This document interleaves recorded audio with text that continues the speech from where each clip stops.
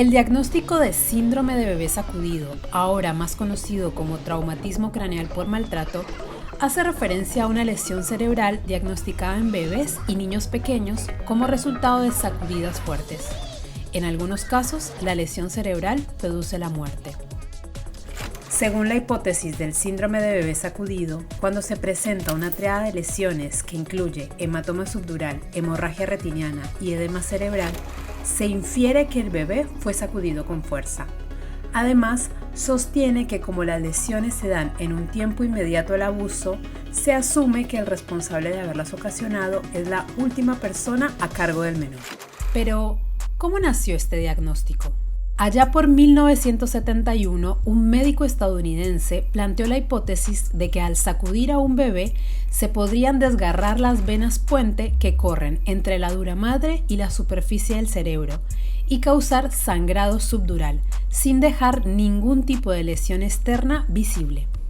Un año después, un radiólogo pediátrico popularizó el término síndrome de bebé sacudido por latigazo cervical para describir el hallazgo de la tríada de lesiones en bebés y poca o ninguna evidencia de traumatismo craneal externo. A pesar de la escasez de prueba y de la falta de validación para respaldar la hipótesis, el síndrome de bebé sacudido se aceptó rápidamente como un hecho y se convirtió en un diagnóstico médico arraigado, al punto de que la Academia Estadounidense de Pediatría afirmó que se debía presumir que hubo maltrato infantil cuando un niño menor de 1 año presentaba una lesión en el interior de su cráneo. Doctor, ¿está usted seguro que no hay traumatismo de tejido suave en el área facial? Sí, del todo, abogado. Hay que cuidarlo mucho. Como consecuencia, muchas personas en todo el mundo fueron condenadas. Incluso en Estados Unidos hubo personas condenadas a muerte. Sin embargo, en el año 2009, la Academia Estadounidense de Pediatría comenzó a retroceder en sus aseveraciones y a sostener que no había que suponer que existió maltrato infantil ante la presencia de los elementos de la tríada. Más tarde, los médicos que habían planteado estas hipótesis por primera vez aclararon que solo se había tratado de hipótesis, no de hechos médicos o científicos probados. Esta posición también fue adoptada por muchos científicos y actualmente constituye la opinión científica mayoritaria. Vamos a necesitar otro Timmy. Tal como señalan las patólogas argentinas Scheinberg y Cohen, a partir de los avances científicos y tecnológicos se determinó que las sacudidas no pueden generar la fuerza necesaria para alcanzar el umbral de aceleración que se requiere para producir las lesiones consideradas típicas del síndrome del bebé sacudido.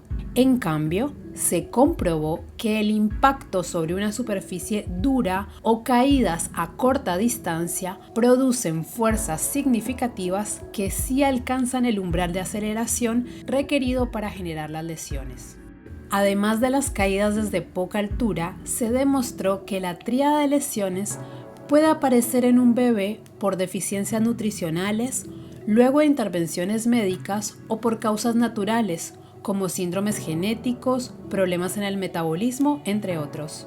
Asimismo, los estudios en la materia concluyeron que el periodo de tiempo entre la hemorragia y la descompensación no es inmediato, como sostienen los defensores de este diagnóstico, sino que puede existir un periodo de lucidez que hace pensar que el bebé se encuentra bien. ¿Y esta marca en el cráneo, que parece mi huella digital? No, es un traumatismo. En conclusión, el diagnóstico de síndrome de bebé sacudido no tiene respaldo en evidencia científica confiable y la opinión científica mayoritaria lo desestima. Pese a ello, durante más de 40 años y hasta el día de hoy, la afirmación de este síndrome se ha utilizado para condenar a un número incalculable de personas inocentes. Es importante que abogados y jueces estén al tanto de los avances que realiza la ciencia y los tomen en cuenta tanto en el juicio como en las sentencias.